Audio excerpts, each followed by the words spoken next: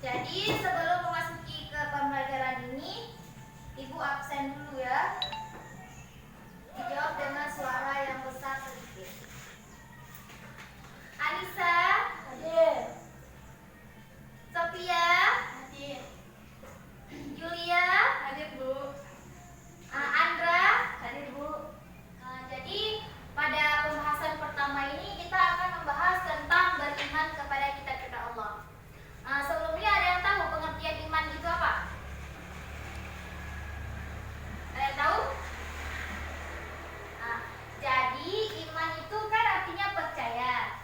Jadi kalau misalnya ada istilah beriman kepada kita Allah, berarti meyakini, mempercayai dengan sepenuh hati bahwa Allah telah menurunkan kitab-kitabnya kepada Nabi dan Rasul sebagai pedoman hidup bagi manusia. Sudah paham? Coba sebutkan nama-nama kitab Allah. Taurat, Zabur, Injil, Al-Quran. Itu kan keempat dari nama kitab yang diturunkan Allah.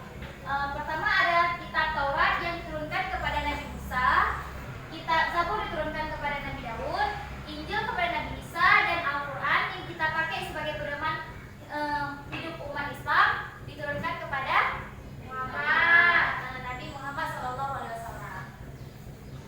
Kemudian selain istilah kitab, ada juga istilah suhuf, yaitu suhuf ini artinya wahyu Allah yang berupa lembaran-lembaran yang masih terpisah-pisah. Jadi kalau kitab kan sudah dibukukan. Nah, suhuf ini bentuknya masih berupa lembaran-lembaran yang belum dibukukan.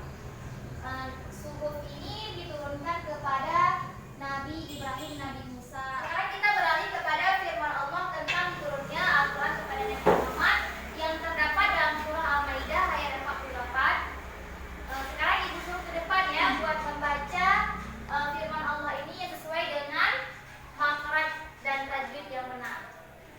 Coba Yulia maju ke depan.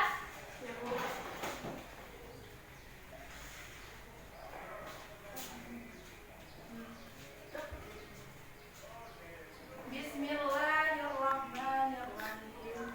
Wa anzalna ilaikal kitaba bil haqqi musaddiqan lima baina yadayhi minal kitabi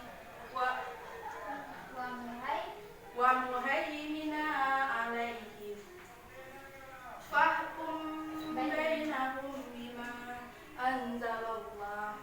Artinya, dan kami telah menurunkan kitab Al-Quran kepada Muhammad dengan membawa kebenaran kitab-kitab yang diturunkan sebelumnya dan menjaganya. Maka putuslah perkara menurut apa yang diturunkan Allah. Terima kasih Yulia ya. Sekarang Ibu ulang lagi cara membacanya ya, karena tadi Yulia membacanya ada agak sedikit terbata-bata. Bismillahirrahmanirrahim. Wa anzalna ilaikal kitaba bil haqqi musaddiqan lima baina yadayhi minal kitabi wa muhaimina alaihi fahkum bainahum bima anzalallah. Sadaqallahul adzim. Nah, artinya dan kami telah menurunkan kitab Al-Quran kepada Nabi Muhammad dengan membawa kebenaran kitab-kitab yang diturunkan sebelumnya dan menjaganya. Maka putuslah perkara menurut apa yang diturunkan Allah. Nah, jadi maksud daripada firman Allah ini, Allah menurunkan Al-Quran kepada Nabi Muhammad yang berisi kebenaran. Maksud kebenaran di sini, Al-Quran ini yang paling sempurna daripada kitab-kitab yang diturunkan sebelumnya, daripada kitab Taurat, Zabur, Injil, dan Al-Quran inilah yang paling sempurna daripada keempat kitab-kitab ini.